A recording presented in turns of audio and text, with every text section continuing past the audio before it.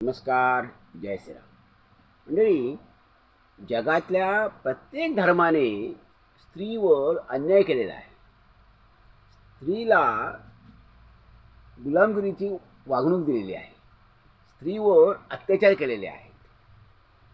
असा कोणताही जगातला धर्म नाही की ज्याने स्त्रीला समत्वेची वागणूक दिलेली आहे, न्यायाची वागणूक दिलेली आहे. त्यामुळे कोणा एका धर्माकडे बोट दाखवण्याची गरज नाही आहे आणि कुणाची बाजू घेण्याची गरज नाही आहे. आणि अजूनही काही प्रमाणात तरी ते सुरूच आहे. अजूनही स्त्रीचं शोषण पूर्णपणे थांबलेलं आहे. आधुनिक काळात स्त्रीला 100% न्याय मिळत आहे असं झालेलं अजूनही नाही. यामुळे ह्या गोष्टीला जगातील सर्व धर्म हे जबाबदार आहेत. मंडळी, कोणतेही धार्मिक कार्यक्रम असो, शुभ कार्यक्रम, उदाहरणार्थ लग्न समारंभ आहे, घरभरणी आहे म्हणजे वास्तू शांत आहे, असे अनेक कार्यक्रम असतील. तिथे स्त्रीला विशेष करून ज्या स्त्रीचा पती नाही आहे, अशी पती नसलेली म्हणजे पतीचं निधन पावलेली, जिला आपण विधवा शब्द वापरतो, अशी स्त्री, तिला दुय्यम वागणूक का मिळते? तिच्या हातून त्या कार्यक्रमामध्ये एखादा विधी का केला जात नाही? तिथे कोणती अडचण असते? तिथे सरळ सरळ असं म्हटलं जातं की नाही, ही चालणार नाही आहे, कारण ही मागं आलेली आहे. शब्द साधारणपणे हा शब्द रूढ झालेला आहे की मागं आलेली आहे, तिचा नवरा नाही आहे, मग तिने करून चालणार नाही आहे, ते अपवित्र ठरेल. पण मुळामध्ये स्त्री अपवित्र कशी ठरू शकते? याचं कारण, जर आपण सर्वच पुरुष हे जर एका स्त्रीच्या पोटीच आपण जन्म घेत असतो, प्रत्येक पुरुष हा कोणत्या तरी स्त्रीच्या पोटी जन्म घेत असतो, मातेच्या पोटी जन्म घेत असतो. मग जर स्त्री ही अपवित्र आहे असं आपण म्हटलं, तर तिच्या पोटी जन्म घेणारा पुरुष हा पवित्र कसा? तो पवित्र कसा ठरू शकतो? मग हा स्त्रीवर अन्याय नाही का? की स्त्रीच्या पोटी जन्म घेऊन स्त्री अपवित्र, आणि तिने 9 महिने पुरुषाला ज्या गर्भात वाढवलं, त्याचं संगोपन केलं आणि जन्म दिला, तो पुरुष मात्र पवित्र.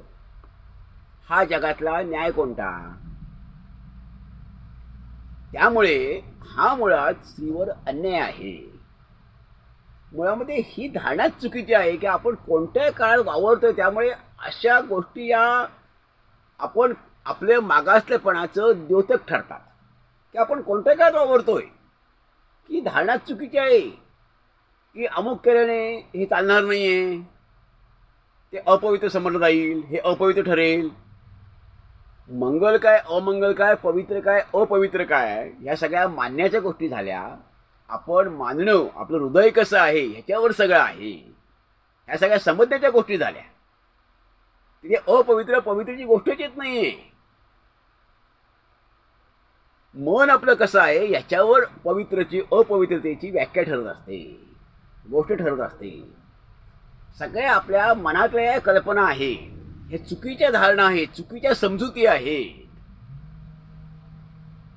कोणताही कार्यक्रम असो, उदाहरणार्थ मंदिरामध्ये स्त्रीला पुजारी ठेवायची आहे. आता अनेक मंदिरामध्ये, सार्वजनिक मंदिरामध्ये हे झालेलं आहे. ही चांगली गोष्ट आहे. पण ठेवत असतानाही काही अडचणी आल्यात. अजूनही ग्रामीण भागामध्ये अजूनही असं ठेवलं जात नाही आहे. स्त्रीला पुजारी ठेवताना खूप तिथे चर्चा होत असते. असं का होतं? किंवा स्त्री नारळ फोडणं आलं तर काय हरकत आहे? म्हणजे अशा अनेक गोष्टी आहेत की त्यामध्ये त्या स्त्रीला मन नाही का, भावना नाहीत का? स्त्रीच्या मनाचा भावनेचा हा विचार करायला हवा की आम्ही अजून कोणत्या काळात वावरत आहोत. खरं तर आमच्याकडे अनेक महापुरुष होऊन गेले, महान स्त्रिया होऊन गेल्या. अगदी सावित्रीबाई फुले असतील, महात्मा ज्योतिबा फुले असतील, महादेव गोविंद रानडे असतील, गोपाळ गणेश आगरकर असतील. ह्या सगळ्यांनी स्त्रियांच्या हक्कांची लढाई लढलेली आहे आणि खूप त्यांनी समाजाचा त्रास सोसलेला आहे. आमच्या धार्मिक संकल्पना ज्या आहेत, मुळामध्ये स्त्रीवर अन्याय का झाला, मुळामध्ये सगळ्यात सोपी गोष्ट कोणती, तर हे ग्रंथ जे आहेत हे सगळे पुरुषांनी लिहिलेले आहेत. आणि पुरुषांनी ग्रंथ लिहिले, धार्मिक ग्रंथ हे सगळे पुरुषांनी लिहिलेले असल्यामुळे तिथं स्त्रीवर जुलूम होतो आहे, जुलूम झाला. त्यांच्यावर अन्यायकारक गोष्टी त्यात लिहिल्या गेल्या. हजारो वर्षापूर्वी ग्रंथ लिहिले गेले. मग ग्रंथकार कोण होते? जे ग्रंथकार होते त्यांनी स्त्रीला गुलाम केलेला आहे. पण तो काळ त्या काळाकडे विचार केला गेला नाही. मग आत्ता आम्ही विचार का करू नये? आम्ही कोणत्या काळात वावरतो आहोत? त्यामुळे पवित्र अपवित्र, चांगलं वाईट, ह्या ज्या गोष्टी आहेत, मंगल अमंगल, ह्या आपल्या समजुती आहेत, भ्रामक समजुती आहेत, चुकीच्या समजुती आहेत. हे अल्प समजूत आहे. आपला समाज हा प्रगल्भ होणार कधी, परिपक्व होणार कधी, आमचे विचार बदलणार कधी? आता आपण म्हणतो की जग मंगळावर गेलो, चंद्रावर गेलो, हे सगळं आपण म्हणतो, फक्त म्हणण्याच्या गोष्टी आहेत. आमचं अजून मन परिवर्तन होत नाहीये, मत परिवर्तन होत नाहीये. आम्ही वैचारिकदृष्ट्या प्रगल्भ होत नाही आहोत. आम्ही आमची साधनं सगळी बदलली, सगळी साधनं बदलली. आमच्या अंगावरचे कपडे बदलले, आमची वाहनं बदलली, आमच्या हातात मोबाईल आले, संगणक आले, सगळं बदललं. आम्ही विमानातून प्रवास करायला लागलो, सगळं झालं, पण आमचे विचार बदलत नाही आहेत. मग विचार बदलण्याची गरज आहे आणि हे प्रत्येक धर्माच्या बाबतीत आहे. उदाहरणार्थ मुस्लिम समाज, याच्यावर खास व्हिडिओ केलेला आहे की मुस्लिम समाजामध्ये अजूनही स्त्रीला मशिदीत का जाऊन दिलं जात नाही, ती नमाज मशिदीत जाऊन का पडत नाही, ह्याच्यातही विचार केला पाहिजे. ख्रिश्चन धर्मामध्ये काय असेल त्यांनी विचार केला पाहिजे आणि हिंदू धर्मातही विचार झाला पाहिजे. ह्यामुळे आपण विशेष करून भारतीय म्हणतो की अजूनही वैचारिकदृष्ट्या मागे आहोत का, वैचारिकदृष्ट्या अपरिपक्व आहोत का? आणि असं प्रत्येक धर्माच्या बाबतीत असेल तर जगाची परिस्थिती काही अंशाने अशीच आहे. थोडी बहुत अंशाने काही फरक असेल, पण तरी अजूनही स्त्रीला दुय्यम दर्जाची वागणूक दिली जाते. हे आपण मान्य करावं लागेल आणि ते बदलण्याची गरज आहे.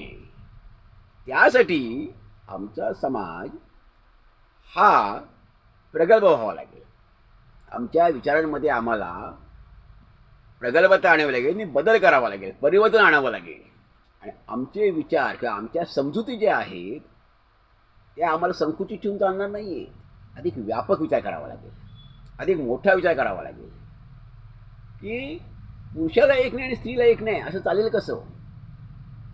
असं चालणार नाही. ती पण एक माणूस आहे.